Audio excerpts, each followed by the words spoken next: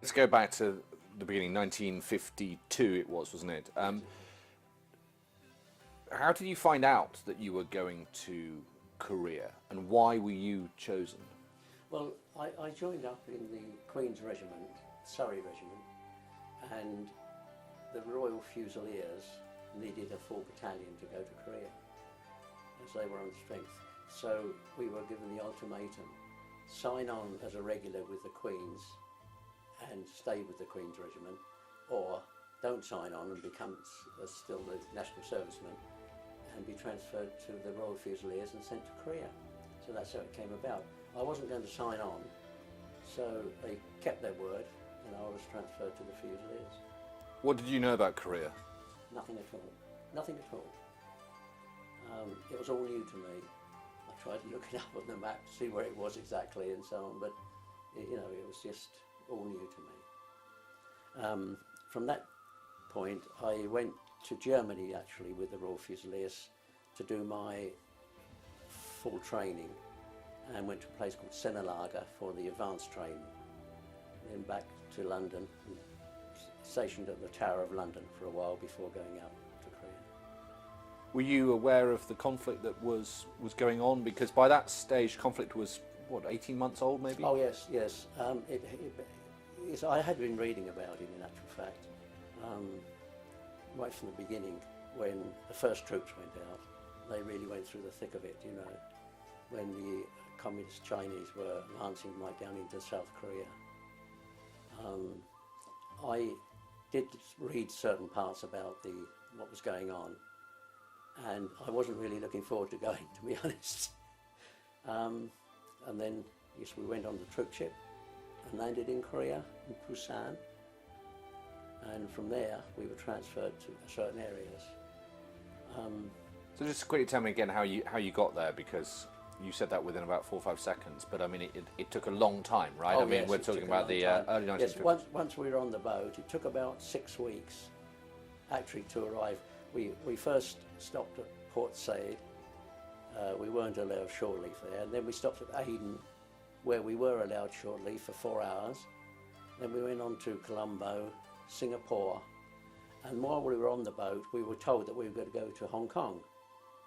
But they changed their minds and sent us directly to Busan in Korea from Singapore. For an 18-year-old, that sounds like quite an adventure. It was indeed, yes. Mm. But at the end of it, you knew that you had a war to fight.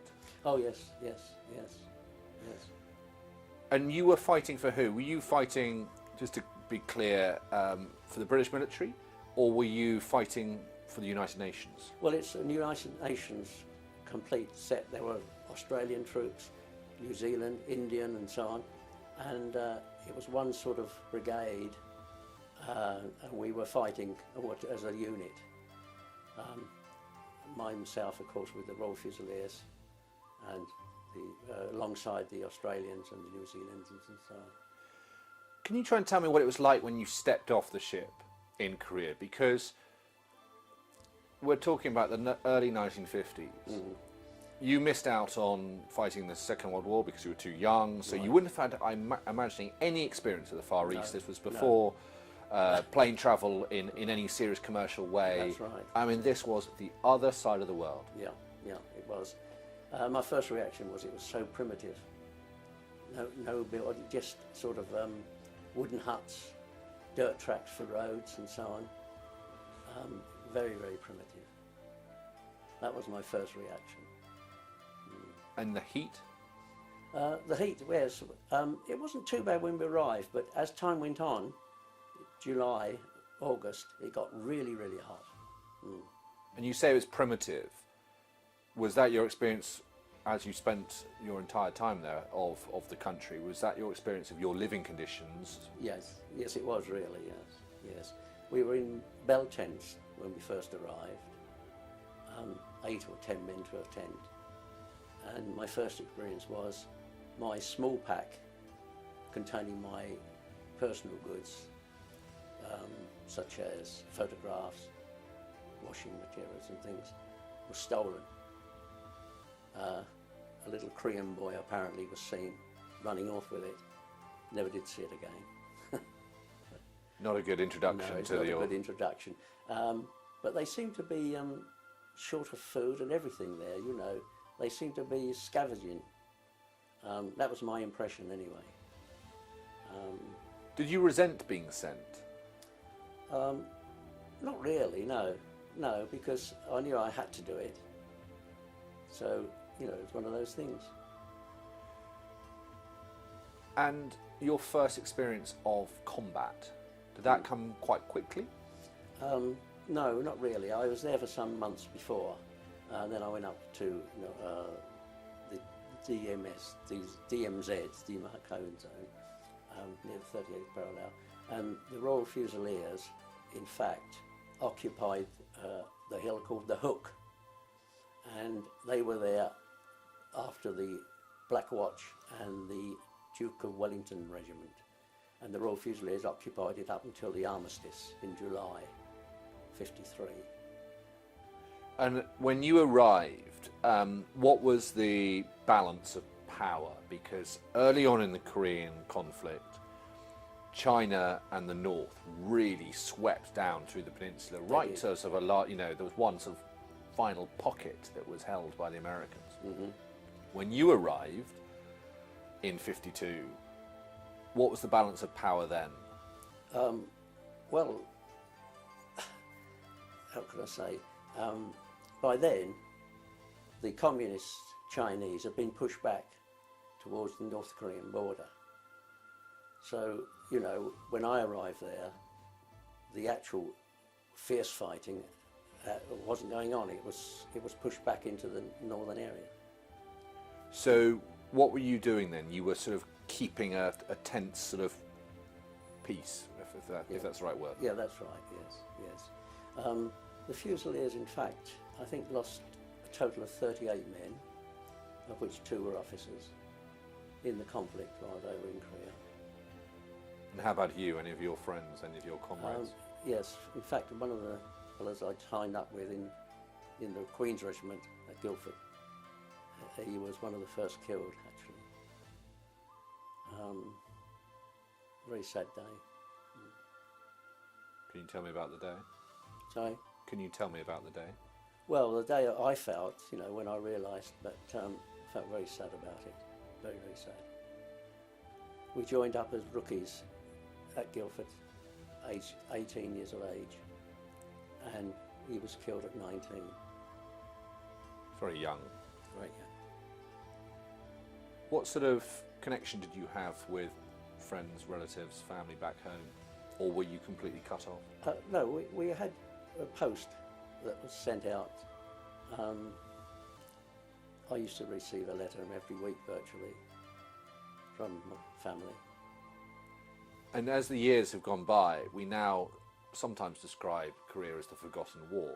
Yes. But at the time, did it feel like you were not forgotten, maybe that's the wrong word, but did you feel like you were fighting a conflict with the full backing and knowledge and support of the British public? Oh yes, we did. We didn't realise it was known as the Forgotten War then, of course. It was only when we got back, because people didn't talk about the Korean War. Not like the Vietnam War afterwards, for instance.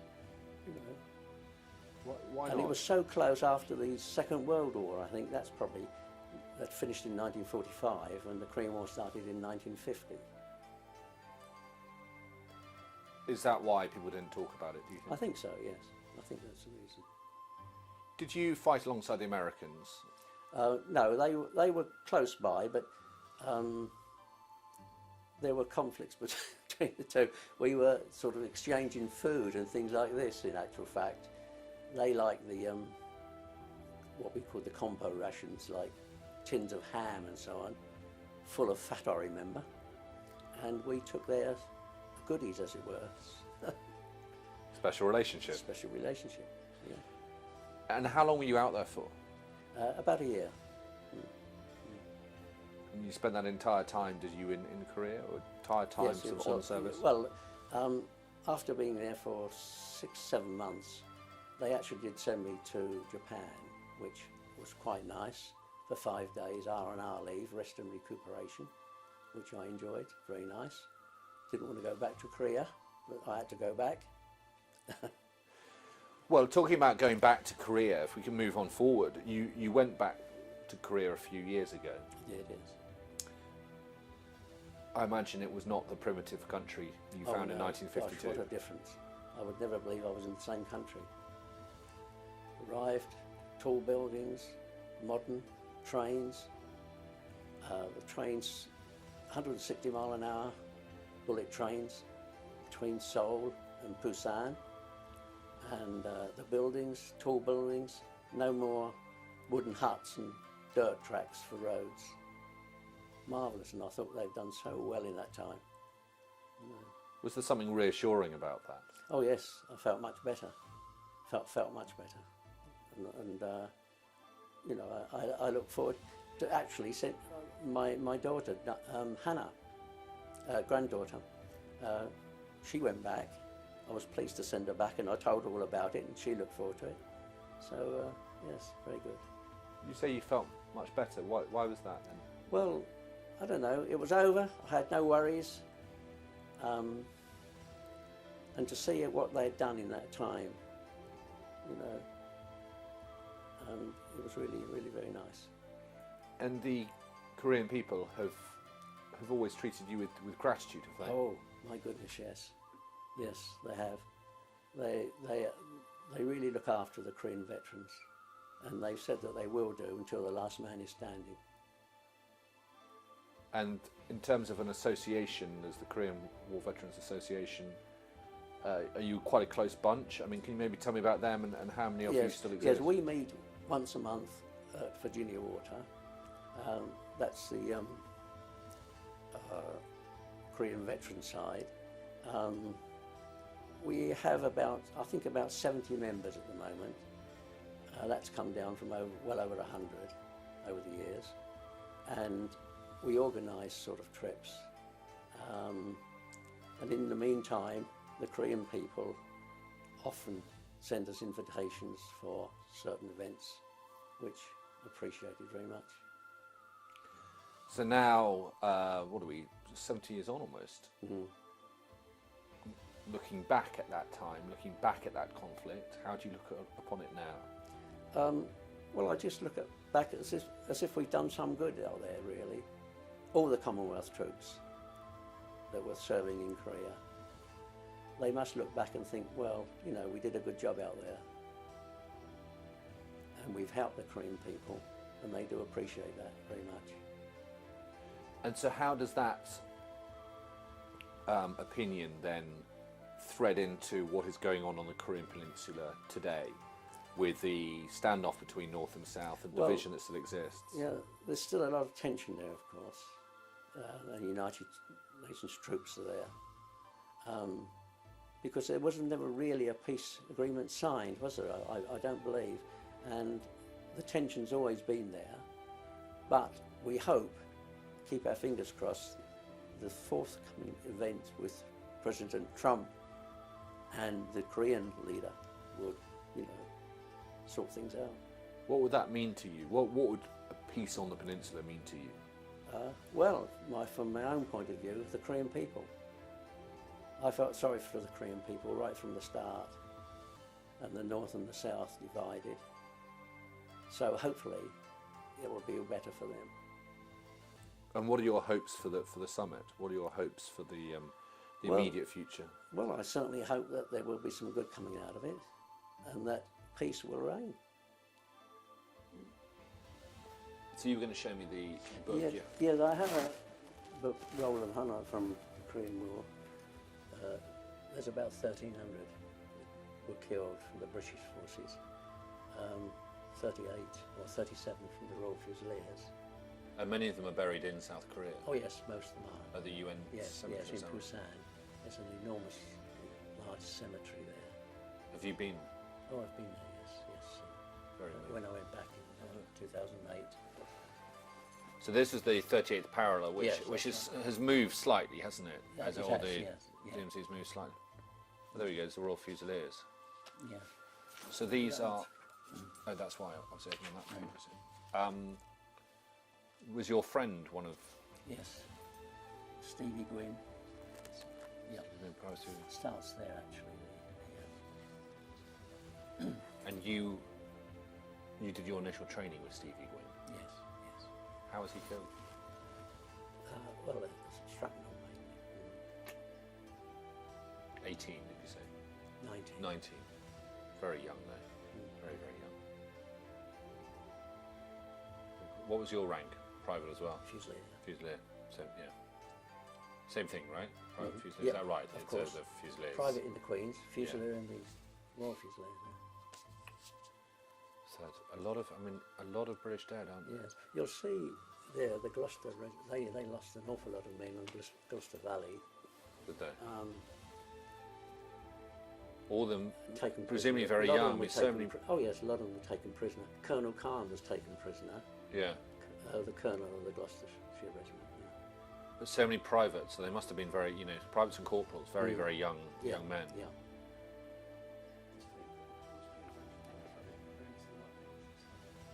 And who's this been printed by? It was the Korean Veterans Association. So do you remember on Armistice Day, is it Stevie that you remember when you have Yes, a minute's yeah, silence? there were one or two very close to me. John Salmon, he was killed. What did you do after the war? I mean, did you immediately, because you're on national service, did you come back and Came back and went immediately leave? yes, I came back. I was due for the mob by the time we arrived back, so I was only here for a couple of weeks or so, and then they demobbed me, and I went back to the job that I had before I went into the army, Which was? which was an engineering job.